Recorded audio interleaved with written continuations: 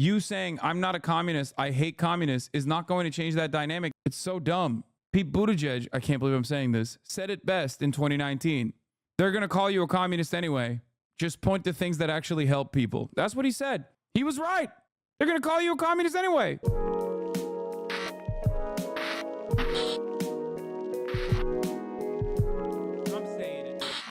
The Kamala interview didn't go over well with Kamala stands. Big Kamala stand, but this is a terrible answer to the question the reporter asked. He asked for 2 specific things she will do to improve middle-class economic outlook. She goes off on a tangent about her family and never answers the question, at least not for the 2+ minutes in this clip. Yeah, it's not going well with Kamala stands because it's policy-less. All right, let's look at it.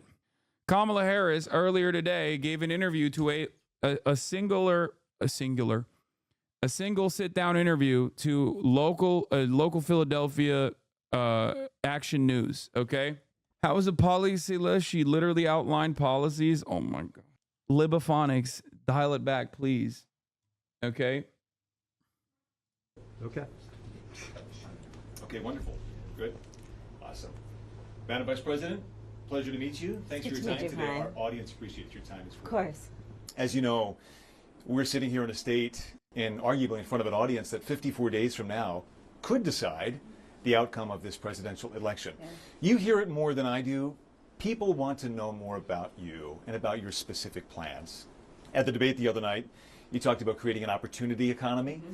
I wonder if we can drill down on that a little bit. When we talk about bringing down prices and making life more affordable for people, what are 1 or 2 specific things you have in mind for that?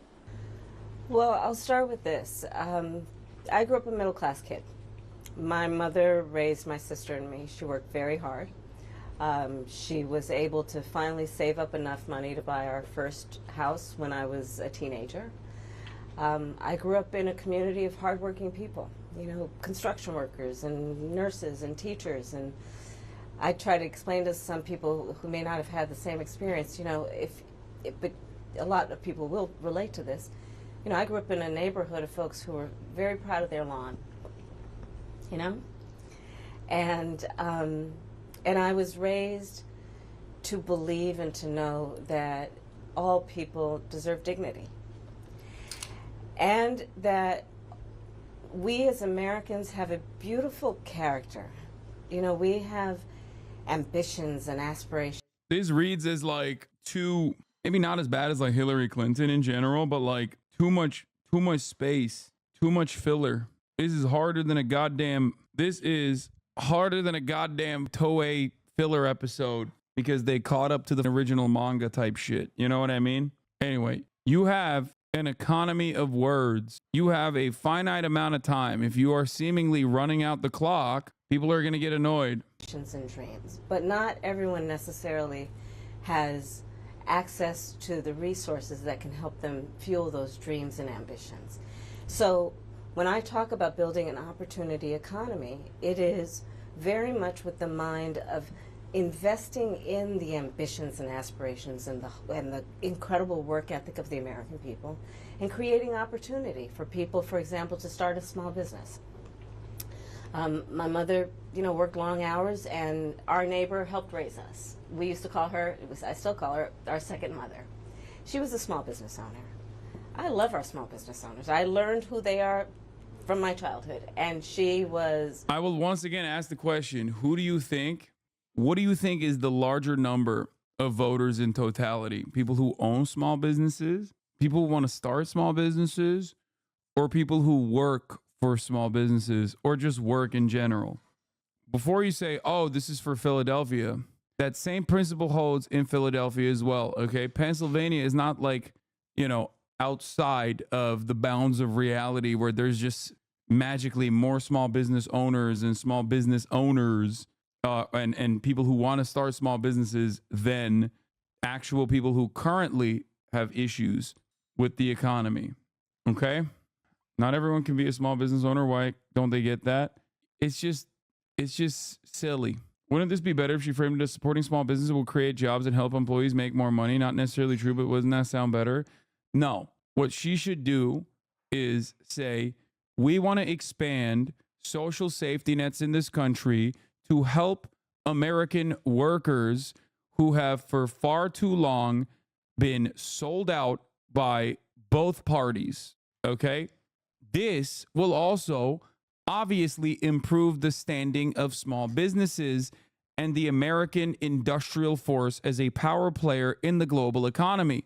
Because as my vice presidential candidate, Tim Walz, Coach Walz, expertly showed in the beautiful state of Minnesota, when you pass with slim margins a bill that offers paid family leave, small businesses also get to compete with big businesses that have generated a lot more revenue and can offer these amenities at ease. This way, small businesses no longer have to worry about certain healthcare costs or certain costs of operating the business in terms of their workers, because we will take care of that. This is how you institute market reform and make the American economy more competitive overall. That way, you present a pro-working class message that literally expands to the broadest demographics. And on top of that, you present your argument in a way that also helps small businesses. But she's not doing that because her policy prescriptions are not actually focused on the broadest demographic of Americans. Americans who are wage laborers, okay? 1099 employees or W-2 employees, doesn't matter. Playing in imagination land? No, what I'm describing isn't some communist idea either, Comrade Perry. This is like super simple, like let's say 1960s Democratic Party messaging, okay? This is just New Deal Democrat messaging, okay? If you are actually a New Deal Democrat, then this is what you would say. This is super basic shit. But we have, by way of third way politics and Reaganomics and neoliberalism as a whole, okay, completely gutted that aspect. I didn't make a bold declaration to just like undermine the entire capitalist hegemonic status. I am simply saying you should expand on social safety nets. You shouldn't be afraid to push for social safety nets and expansion of social safety nets. And while you're doing that, you can present it as an argument that is also beneficial for small businesses, because it is beneficial for small businesses.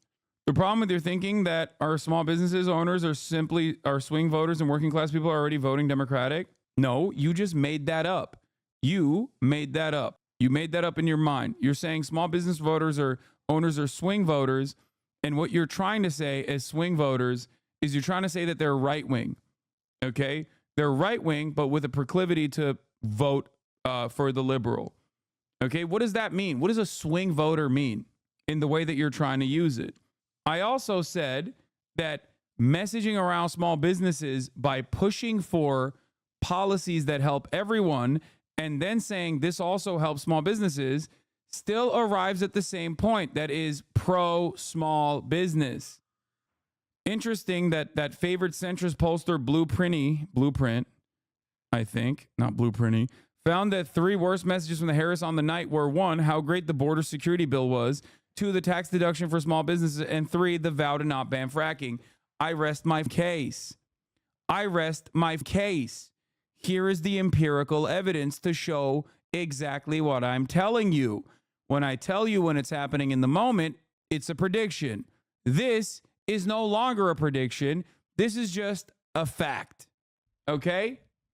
I love our small businesses. My plan is to give $50,000 in tax deduction to start up small businesses, knowing they're a part of the backbone of the American economy. 39% polling.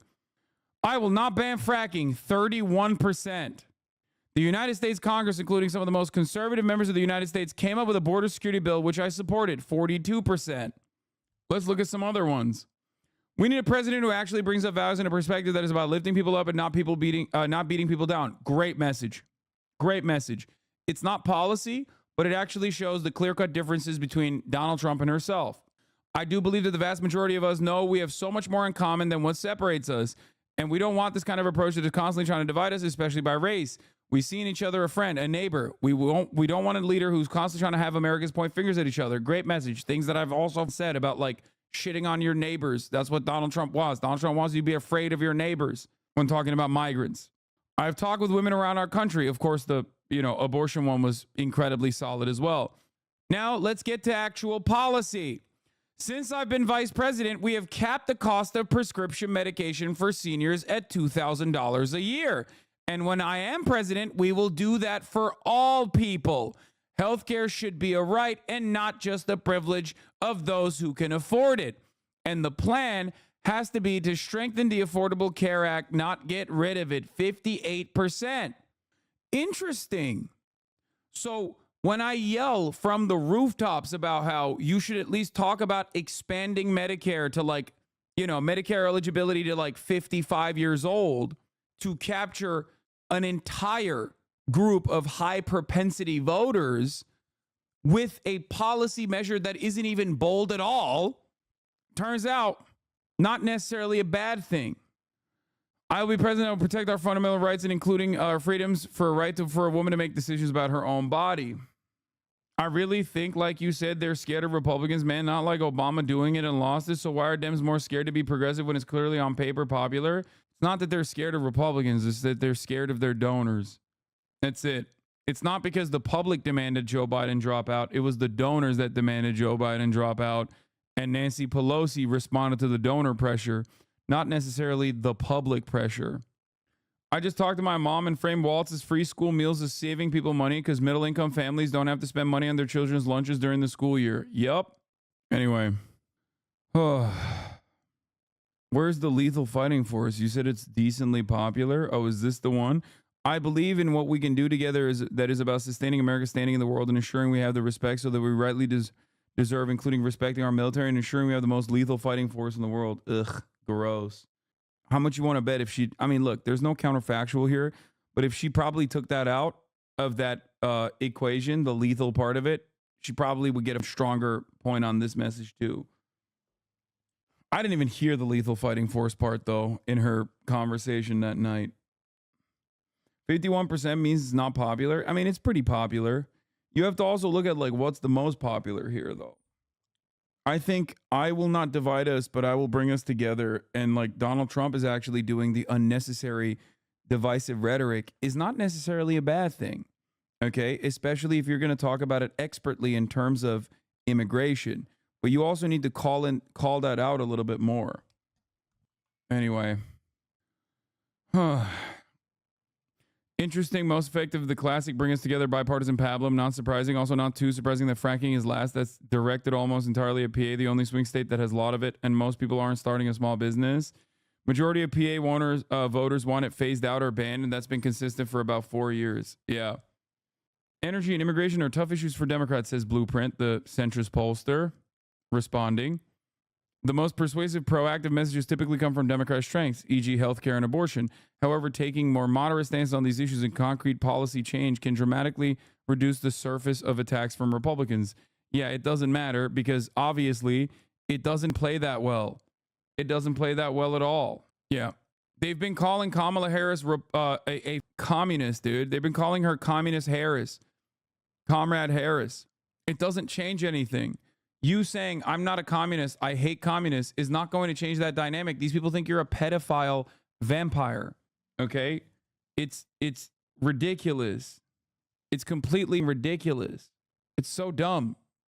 Pete Buttigieg, I can't believe I'm saying this, said it best in 2019. They're going to call you a communist anyway. Just point to things that actually help people. That's what he said. That was Pete Buttigieg, Mr. Messaging himself, okay? He was right. They're going to call you a communist anyway. Just who cares? Yeah, that was peak Buttigieg. A community leader. She hired locally. She mentored. Our small businesses are so much a part of the fabric of our communities, not to mention, really, I think, the backbone of America's economy. Can you please not reference sexual abuse? Wait, what? What did I say? My opportunity economy plan includes giving startups a $50,000 tax deduction. Reminder, the question to her was bringing down prices, making life more affordable. What are the specific things you have in mind for that? Yeah, I gave you guys what I would answer in this situation if I was Kamala Harris. I tied it back to Tim Walz. I tied it back to policies that have worked and messaged it in a way. Oh, it's because I said pedophile vampires. That's what it is. I mean, that's what the Republicans do say. What do you want me to do?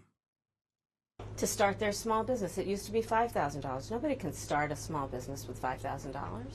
But investing in people's like, she's still talking about small business. I'm gonna Brian kill me, dude. Holy shit. Holy shit. It's Brian kill me time. What the ain't nobody cares about that, man. That's so dumb. I can't believe that's your most prominent economic policy. Goddamn. Goddamn. Goddamn. It just seems out of place. Like, look, small businesses are great and all, but our rent is expensive. We can't even afford that. How are we going to start a business, Lamau? Thank you. Exactly. Even LibDrive, not Megaphonics, who is now officially the biggest liberal in the chat. Libophonics is outliving LibDrive, okay? This man has been consistently following me since 2019, and every election cycle since 2019, he's coming in here and just saying the most liberal shit you've ever heard. And even he's like, yeah, this doesn't make any sense. Meanwhile, Libophonics is like, bro, what the fuck are you talking about? She's talking about policy, 50K for small businesses. Like, that's not 50K for startups. It's not a good policy, man. It sucks ass. You consistently misrepresent me, but it's okay. I'll stick around. Damn, dude. Okay, now I feel bad. He's already getting yelled at by Republicans. We have to protect Megaphonics, okay? We have to protect him. He's getting attacked by the right. He got featured on Tim Pool, apparently. That's so funny. They put him on Timcast, bro. Oh, no. Innovative ideas and giving them the ability to go for it. Opportunity economy means, look, we don't have enough housing in America. We have a housing supply shortage. And what that means, in particular for so many younger Americans, the American dream is elusive. It's just actually not attainable. So part of my plan is to work with the private. She should have cut all of this and literally started with, the American dream, especially for young Americans, is no longer a reality, okay? It's elusive. It's no longer a reality. We need more houses so we can fix the goddamn housing market so that rent prices come down. The rent is too damn high. We don't have a housing supply shortage. Why is she lying? Oh. In high density urban areas, we do have a housing supply problem. Of course, across the board, when you look at the entirety of the United States of America, we do not. Okay? She's talking about places where people actually live. Now, of course, there are still places in even in high density urban areas where there's like still a bunch of empty apartments. That is also true. Okay? But that number dramatically decreases. That number dramatically decreases when you look at available housing units in a place like Los Angeles versus how many homeless people are there in comparison to Wyoming, which is not a real state. Many younger Americans, the American dream is elusive. It's just actually not attainable. So part of my plan is to work with the private sector and housing developers to give them. Yeah, I don't want to live in Idaho. Sorry, chatter. Well, that's kind of funny you say that because, like, even in places like Idaho, or also known as Springfield, Ohio, when people do move in, they get real ass mad about it. They're like, oh, what the oh, you mean, hold on now. Hold on now. I didn't mean black people. I didn't mean like that. They must be eating the dogs or something. A tax credit to be able to partner with us as the government to build, and my goal is 3 million new homes by the end of my first term. In addition, to help people. I hate this. I hate this shit. I want her to be like, listen, we're making a jobs program, bitch. We're making a jobs program. We got to build some goddamn houses, okay? I'm going to put these to work. Good, high-paying jobs so you can build some houses once and for all. Federal jobs program, okay? I'm opening up the money faucet, and I'm giving money. I'm giving you money, okay? You want to build a house? I'm going to give you money, okay? I'm going to give you the money to make the house. Not $50,000 to buy the house.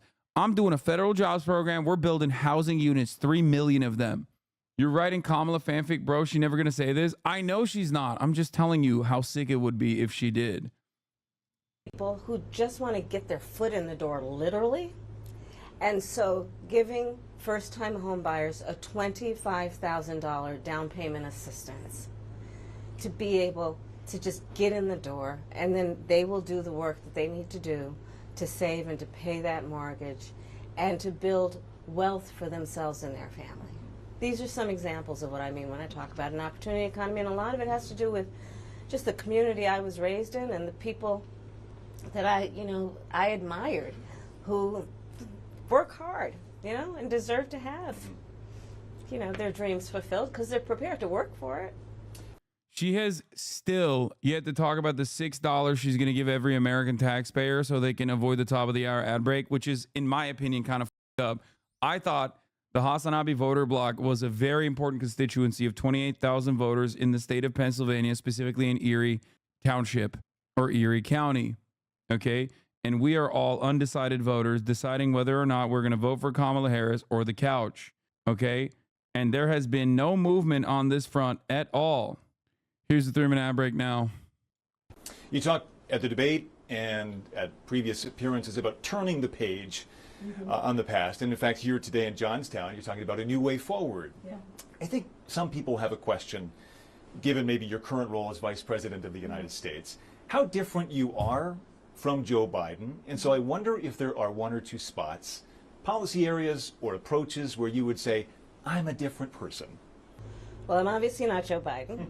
And, I offer a new generation of leadership. And so, for example, thinking about developing and creating an opportunity economy where it's about investing in areas that really need a lot of work.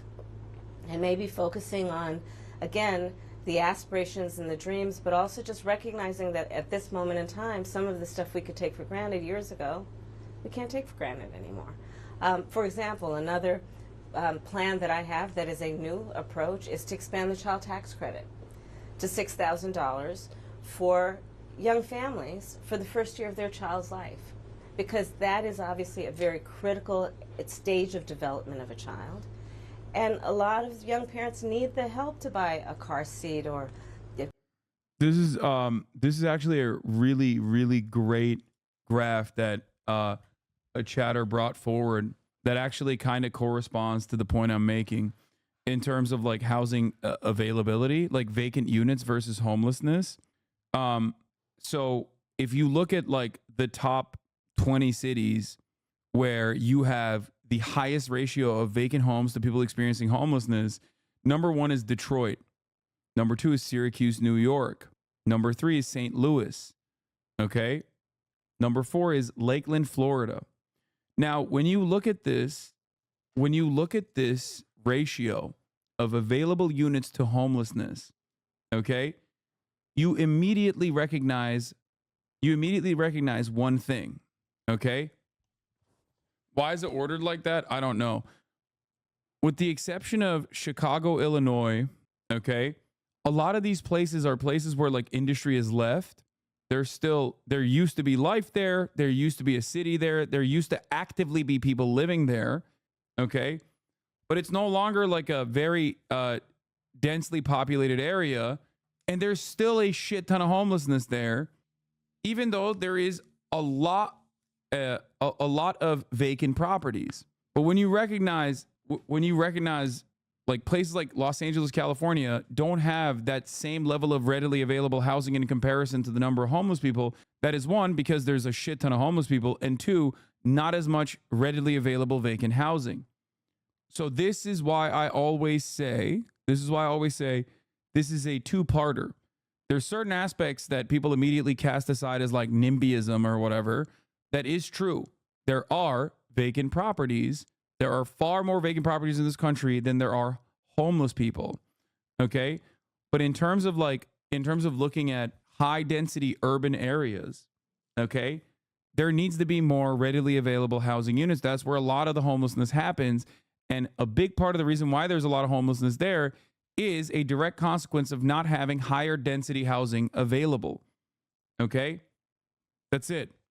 Ultimately, though, this problem completely stems from treating every single homeowner, treating their house as not a place for shelter, but instead a place for shelter and also an investment vehicle. Okay, your house is your asset that you can leverage against. Your house is what you your house is what you borrow money against. Okay, your house is your nest egg. Your house is your retirement. Your house is the only way that you can generate generational wealth in this country. Okay, do you get it?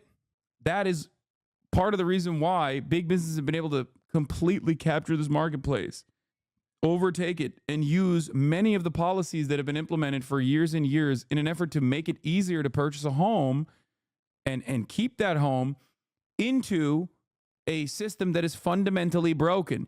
That's why the idea for a lot of people is that, like, your value is never supposed to go down. It's always supposed to go up. No one actually treats it like an investment. You get to have your cake and eat it too. In the United States of America, you get to have your cake and eat it too. Your house is your place of shelter, but it's also your capacity to generate generational wealth. So all of a sudden, it's not just shelter, but it's also an investment vehicle. Okay? What do you mean? I purchased this house. If the price goes down, you're not my bag. That is the problem. This is why I always say we have to decommodify housing. We have to decouple the idea that housing is a means of generating income, passive income. Okay? That's it. Because if we were to simply treat it as a mechanism for investment, you'd go, sucks to suck, dog. What do you mean? Like, okay, your value went down. What are we talking about here? Yeah, you made a purchase. You treated it like an investment, and then your investment didn't pan out. Like, that's the name of the game. Why the fuck are you gambling? But of course, you could never say that and win an election, which is why I advocate for authoritarian measures that aren't necessarily authoritarian on principle, but would be treated as authoritarian by dumbass Americans. For example, if a law passes where you actually do move towards decommodifying housing, you don't have to do town halls on it. If a law passes on a ballot measure, for example, for either rent control or, I don't know, building new additional housing units or building a homeless shelter, okay? And then you don't have to have town halls. Just do it. Just do it. Eminent domain, baby. It's yours. Seize it. Take it. It's yours. Build on it. Get to work. What are we doing? What is this? The democracy part already happened. Why the would you have to go back after the democracy part already took place and then have to deal with some of the most schizophrenic Hitlerite suburbanites that don't want homeless people in the neighborhood? Like, shut the up, bitch. Sorry. Everybody else in the neighborhood voted for us. Suck my dick. You can call that authoritarian, but I call that actually doing democracy. Okay? Those homeless will shit on their sidewalk anyways, regardless, Lamau. No, dude. I want those homeless to shit in a bathroom, in a permanent housing unit. Nobody wants to shit on a sidewalk, man. You know what I mean? Ain't nobody wants to shit on a sidewalk. They want to shit in a bathroom, okay? Like, even here's the thing. Even animals, feral animals, understand the necessity for shelter, okay? It's not even like a obviously human need. It is an obviously animal need. You know? What are we doing? A crib or clothes for their kids. And so my approach is about new ideas, new policies that are directed at the current moment. And also, to be very honest with you, my focus is very much in what we need to do over the next 10, 20 years to catch up to the 21st century around, again, capacity, but also challenges. Crime and public safety are two major issues right at the forefront of voters' minds. In Philadelphia as well, where crime is a significant issue. When we talk about crime, the conversation turns to gun safety as well. And I think you actually probably caught a lot of people off guard, maybe a bit by surprise in the debate the other night when you mentioned that you are a gun owner. I know you said it in 2019 as well. I want to talk about your values on this issue. when it comes to gun ownership, Okay, that was 2 for 2, man. That was ass cheeks in terms of responding. Like, her answers were ass. This is not going to be good. This is not going to read well.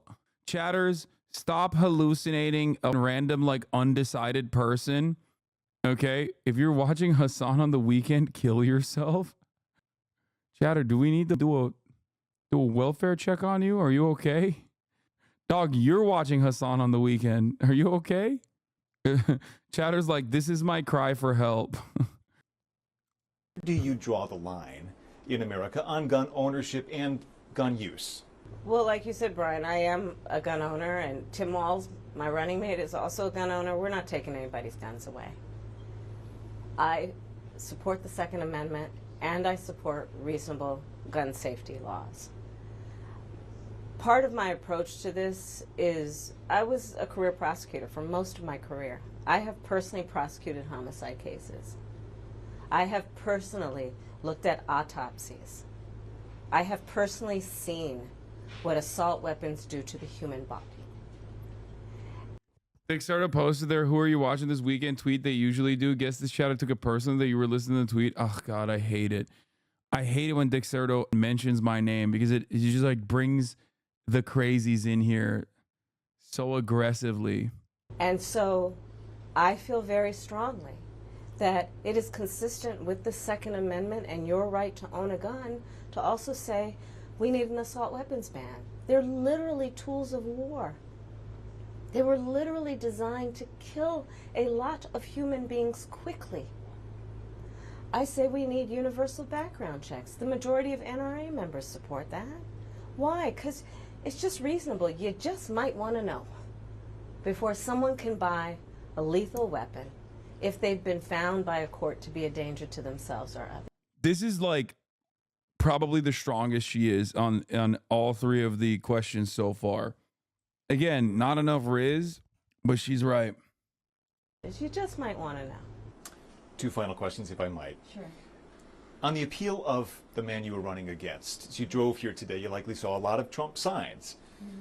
He has an historic appeal in this country. And as you are someone running against him and trying to understand that, I wonder how you distill it. What do you understand his appeal to be? And how do you speak to his voters? Or maybe people who just share his values but are open to something else? I, based on experience and a lived experience, no. In my heart, I know, in my soul, I know that the vast majority of us as Americans have so much more in common than what separates us. And I also believe that I am accurate in knowing that most Americans. Yeah, question for chatters in here that always are like, no, you don't understand, she's actually popping off on this, or no, you don't understand, she's actually popping off on that. Is she popping off on this for you? Not for some like undecided mythical voter that you hallucinated that is going to be really responsive to the things that she's saying, but instead, like, does any of this shit appeal to you or anyone that you know? Want a leader who brings us together as Americans and not someone who professes to be a leader who is trying to have us point our finger. Honestly, yeah, she seems calm and normal and like she might try and do stuff. Still not swung to vote for her yet, though, because of Gaza. I love that. I put my Frank Luntz cap on for a second, okay? I love when I hear from chatters who are like, listen, I like the vibes, okay? But also, I don't like that she's facilitating a genocide, so I'm probably not going to vote for her, but I like the vibes overall. Fingers at each other. I think people are exhausted with that approach, to be honest. I don't think the mythical voters are on the Hasanabi stream. No, of course not, because they don't exist, chatter. That's what I'm saying. Remember what I told you. Every American voter, okay, and non-voter as well, has like 5 immediate priorities, and you can look at that list as a hierarchy of need, right? Every American has this. Every human has this, right? Immediate priorities. And if you want to capture the broadest segment of society, you got to look at what their priorities are. Not by people who are responding to polls necessarily, or like, what issue do you think the Democrats should be covering? But like analyze analyze what is happening in terms of like people's material conditions. Rent and cost of living is a massive priority for the broadest subsects of the American population. Okay. If you honestly look at that, recognize it, prioritize it, put forward clear-cut policy prescriptions to this issue, okay, you will be able to capture the attention of a lot of people. You have to also obviously make them believe that you care about this shit, okay? But that's it. Like, politics is as simple or as difficult as you make it. I think people want a leader who has common sense and tries to find common ground. I'm supported by over 200 Republicans who worked for both Presidents Bush, John McCain, and Mitt Romney. I'm supported by the former Vice President Dick Cheney, former Congress member Liz Cheney. And I think people are more willing now, in light of the hate and division that we see coming out of Donald Trump, to say, hey, let's put country first. And I think that just makes us stronger and more healthy as a country. To say, look, we can all debate our differences around, various policies, but let's stop with the division. Like, enough of that. Let's bring everybody together. And finally, as you introduce yourself to America in a new way, they've heard much of your story at the Democratic National Convention and in that debate earlier this week. If there's one thing that you wish Americans knew about who Kamala Harris is that you don't think they know yet, what would that be? George W. Bush famously beat both he didn't beat Al Gore, but he stole the election from Al Gore and beat John Kerry in 2000 and in 2004. Okay. George W. Bush's vice president was Dick Cheney. The one state that George W. Bush didn't beat Al Gore or didn't beat John Kerry in, despite the fact that he actually won the election, was the state of, you might have guessed where I'm going with this, Pennsylvania.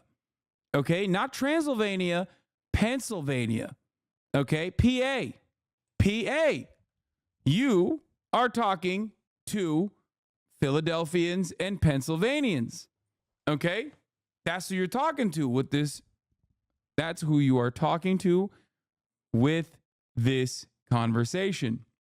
Why are you bringing up an unfavorable person who doesn't even have a constituency in the Republican Party, but never won Pennsylvania anyway, even when he was the vice president? There is no good reason to invoke the name of Richard Cheney when you are trying to win Pennsylvania. Look to the issues that Pennsylvanian voters care about and try to win them over. Stop running to the bottom. Stop running scared. Stop imagining some weird, like, neoliberal centrist Pennsylvanian out there who's like, well, I really want a reasonable person who's going to bring back the war criminals of the past that I despised and never really voted for. And I did vote for Donald Trump after I never really voted for George W. Bush. And also Donald Trump literally ran against George W. Bush and made Hillary Clinton look like George W. Bush. But actually now I'm going to change my mind and vote for the person who George W. Bush's vice president, the demon himself, endorsed. Who is this for? Who? You might as well talk about Viktor Orban. At least I don't know who the f he is, and he sounds like a villain from a comic book. Who? Why are they so stupid? Why? Why are they so stupid? It's like you want to win, right? You want to win, right? Like, you don't want to lose. You want to win. You want to win with like the shittiest narratives possible. You want to win with the shittiest policies possible. You want to win by pushing neoliberal policies. Fine. But you still don't have to mention Dick Cheney endorsing you. That's not a thing. That's not a thing that voters care about. How How far is your head stuck up your own asshole to think that like normal Americans are like, oh my God, Dick Cheney is endorsing her? Well, by God, I never voted for him. And I voted for the guy who positioned himself against Dick Cheney, but now I'm going to actually swing in the other direction. Most people at this point either don't know who the f- Dick Cheney is, or they do not remember him fondly. The broadest majorities of the American population have recognized the Iraq War as an abject failure. Okay, that's the starting point. People either think it's an abject failure or their son got their shit blown off for Dick Cheney. Okay? That's how they remember Dick Cheney, as the guy as the guy responsible for why they only have an urn full of their son's ashes. That's what they know Dick Cheney as, the guy responsible for that. They don't know Dick Cheney as like some elder statesman that's like really reaching across the aisle. Like, the fuck's wrong with you? The last poll I saw had Cheney at a 13% approval rating on YouGov. Yeah. Adolf Hitler endorsed me. Okay, sick. I don't know. I mean, probably it's not very different from anybody watching right now. I love my family. One of my favorite things that I lately have not been able to do is Sunday family dinner. I love to cook. Chatters are like, bro, the donor class loves Dick Cheney. No, they don't. But even if they did, then say that behind closed doors at a $500,000 a plate dinner when you're doing a fundraiser, not at ABC6 Action News exclusive interview for Philadelphian voters. Oh my God. Oh my God. It's so stupid. It's so dumb. I have incredible friends. My best friend from kindergarten is still my best friend. I think that, I mean, I have a career that really, and I said it the other day, you know, I don't think mentioning Dick Cheney matters. When you have 11 minutes and 19 seconds to make your case in an exclusive interview to a local news station, specifically in the heartland of the state that you are trying to win, that you are most likely going to lose and then lose the election to Donald Trump on, you probably should be using your time wisely. Stop making excuses for Democratic Party operatives. Stop. You are not paid by the DNC. And if you are paid by the DNC, you should listen to what the fuck I'm saying and then get that message across to the goddamn presidential candidate instead of chirping in here and trying to defend the shitty advice you've given her if you actually are a staffer for the Kamala Harris campaign. Holy fuck. a career prosecutor, I never asked a victim of crime, were they a Republican or a Democrat. The only thing I ever asked them is, are you okay? And I think that's the approach that most Americans want, regardless of who they voted for in the last election, in terms of turning the page and charting the way forward. I imagine you're looking forward to cooking Sunday dinner again. I am looking forward. Yes, I am looking forward to cooking. With the whole family gets involved, the kids each have their role. Yeah. Well, it's a beautiful family, and we thank you for your time. Thank you. Pleasure meeting you. Thank you, Brian. She's not endorsing Dick Cheney. It's just a way to say that the establishment Republicans are deflecting for her. They hope it moves the needle. It doesn't, because it's not Dick Cheney's Republican Party. Dick Cheney, in his last moments in office, had a 13% approval rating. It wasn't even Dick Cheney's party when Dick Cheney was in office. So it doesn't matter. That's my argument. No one looks at this and goes, oh, wow, establishment Republicans are swinging for her. I guess I should too. Y'all are crazy.